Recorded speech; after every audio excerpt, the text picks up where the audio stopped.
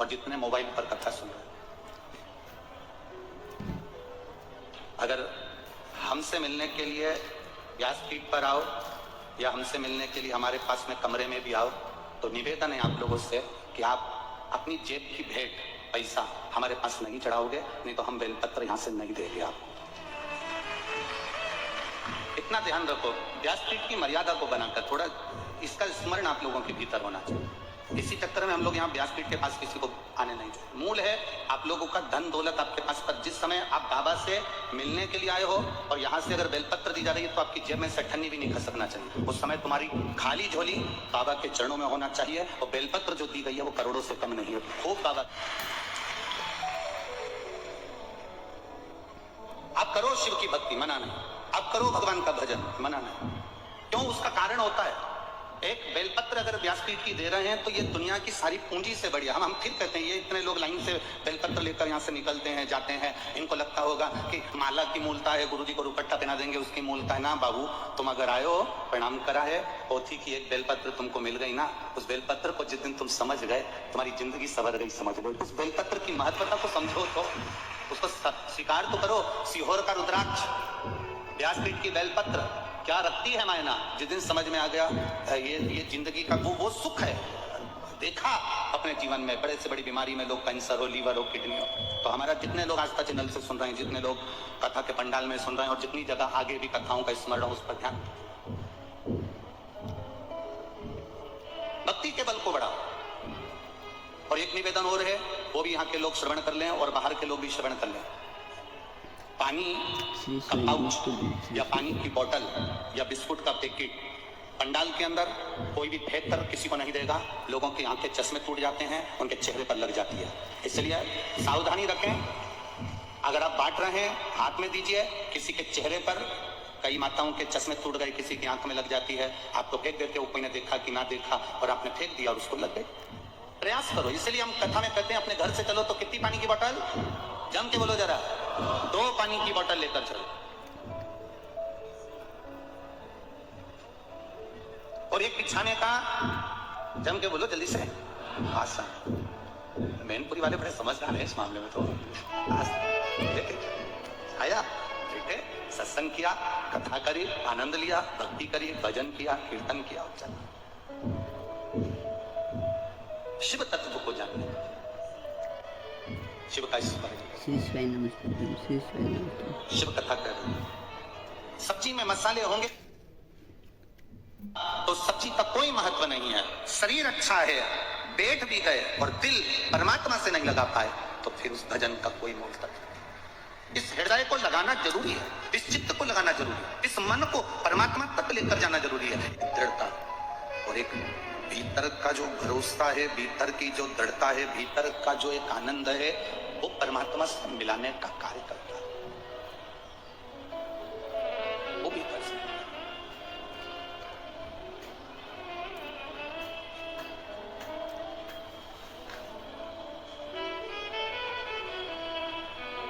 एक वो शैलेंद्र जी एक लाइन गाते हो ना, वो दुनिया की दौलत से तुझे तुलाया जा नहीं सकता। केवल उसको गाना नहीं है, बस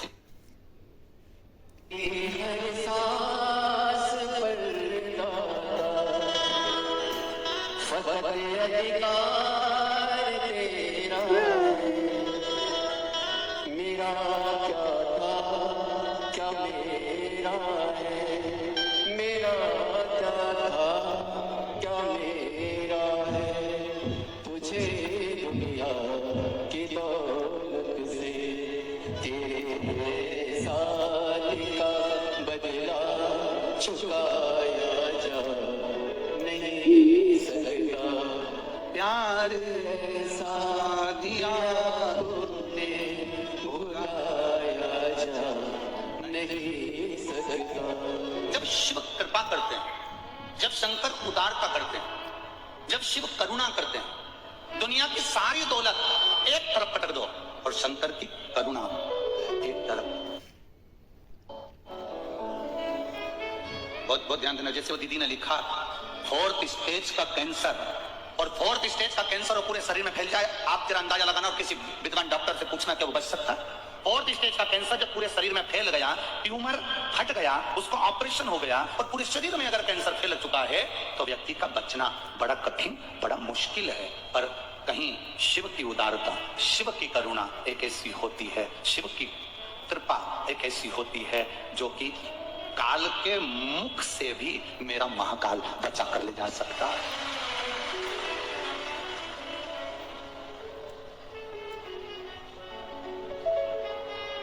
काल के मुख से भी बचाकर महाकाल ले जा सकता है। अकाल मृत्यु वो मरे जो काम करे चंडाल का, और काल उसका क्या बिगाड़े जो भक्त हो महाकाल का। जो शिव का उपासक है, जो शंकर का उपासक है, जो शिव की दृढ़ता को जानता है, जो शंकर की उदारता को जानता है, वो शिव तत्व को जानने वाला धूर है।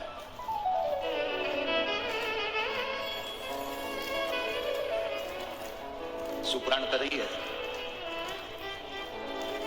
द्रौपदी शंकर भगवान की बहुत बड़ी उपासक थी और द्रौपदी भगवान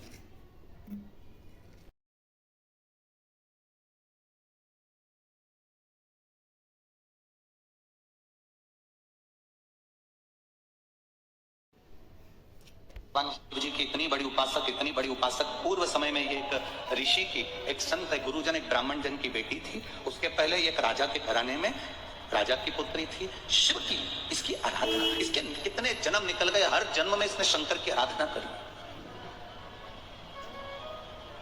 प्रत्येक जन्म में इसने शंकर की आराधना करी।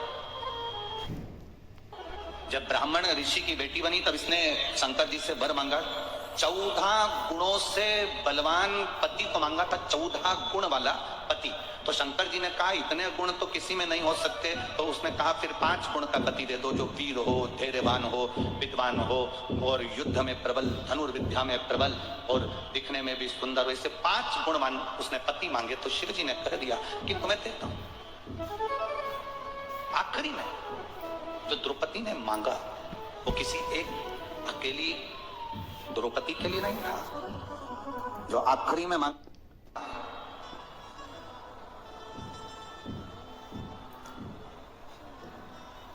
मांगा वो द्रौपदी ने खुद के लिए नहीं मांगा। द्रौपदी ने क्या मांगा?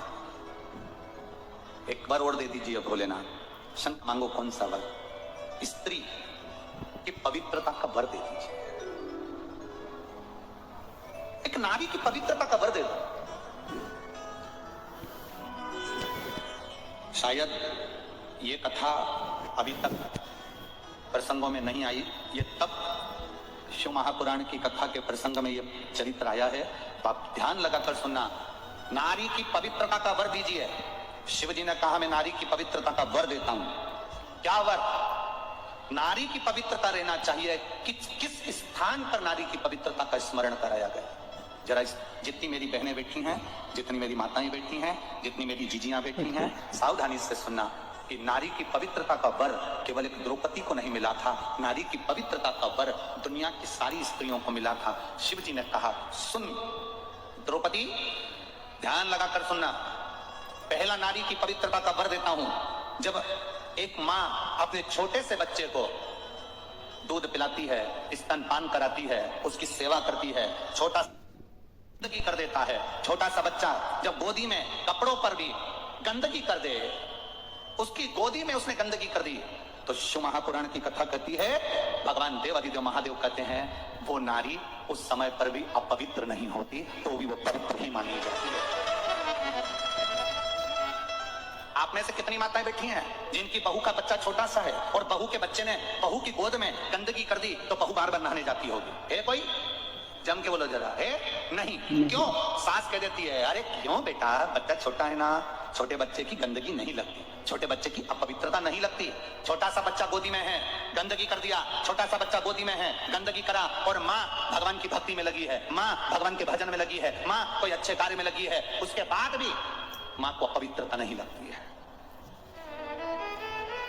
दूसरा, बहुत ध्यान से सुनना, जितने आस्था चैनल पर मेरी बहनें सुन रही हैं और जितने फेसबुक यूट्यूब पर सुन रहे हैं और जितने इस पंडाल में सुन रही हैं, बहुत ध्यान लगाकर सुनना। दूसरे नंबर पर मेरे महादेव कहते हैं पति की तबीयत खराब है, पति का स्वास्थ्य खराब है, पति का शरीर में कोई रोग हो गया और तुम स्नान करने के बाद पति की देखरेख कर रही हो और तुमने भगवान का दिया तक नहीं लगाया, भगवान का मंदिर में प्रणाम भी नहीं करा, पति की देखरेख में लग गई, पति का शरीर बेकार हो रहा है और उसको वो मलमूत्र भी कर रहा है और तू उसकी सेवा में लगी है, और सेवा में लगने के बाद भी अगर तू मेरी आराधना कर रही है तो भी तू अपवित्र नहीं होगी, पति की सेवा करने वाली पवित्र ही मानी जाए। द्वितीय भाव, कोई तुमसे कह दे तेरा पति बीमार पड़ा है और तूने अभी गंदगी साफ करी है, तेरा पति बीमार पड़ा तूने अभी हॉस्पिटल से आई है और तू दिया लगाने लगी, अभी तू तेरा पति बीमार पड़ा और तू अभी भगवान का भजन करने लगी। शंकर कहते हैं मैंने 3 जगह पर स्त्री को पवित्र कर दिया, 3 जगह पर।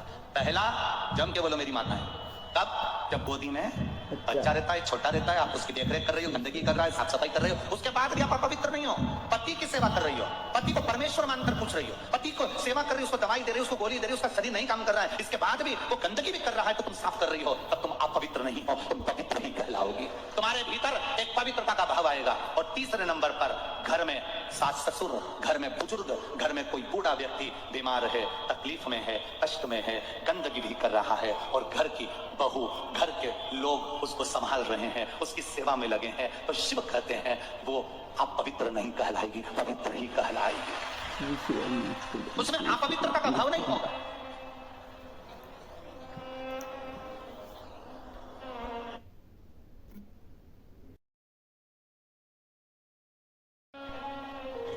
अगर आज बहुओं से अगर कथा के माध्यम से कोई कह दे कि तुम्हारे सास ससुर बीमार पड़े हैं और तुमने उनके अभी कपड़े बदले हैं, उनकी गंदगी साफ करी है, क्या तुम नहा के आओ, उसके बाद तुम यहाँ पर बैठना, उसके बाद तुम हमारा भजन करना, उसके बाद तुम्हारी हमारी भक्ति करना।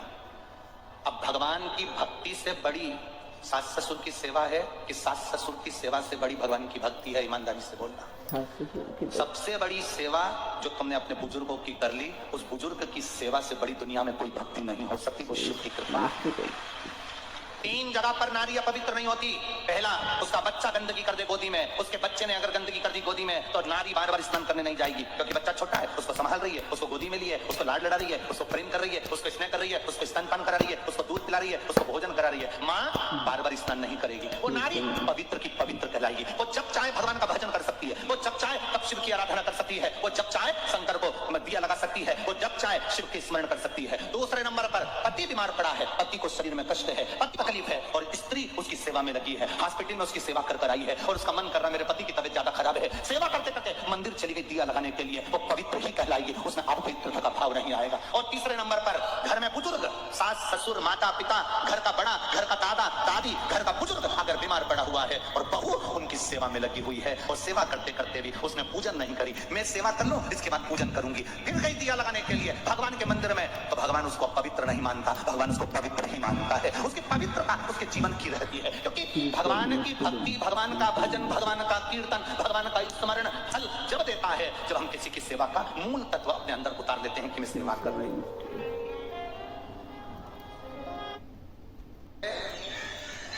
जिस व्यक्ति पर कर्जा बहुत ज्यादा मात्रा में हो जाता है और कर्जा चूकता नहीं है, आप बहुत प्रयास करती है, करोड़ों रुपए का कर्जा हो गया, यहाँ से लिया वहां दिया, वहां से उठाया वहां दिया, वहां से उठाया वहां दिया, तो निवेदन है कभी मौका लगे कर्जा मुक्ति के लिए सारे वृक्षों में अगर कोई श्रेष्ठ वृक्ष माना गया है तो वो बट का वृक्ष माना गया महाराज। इसलिए प्रशासनिक कार्य के लिए, मानसिक टेंशन में, परेशानियों में बटकेश्वर महादेव का स्मरण किया जाए।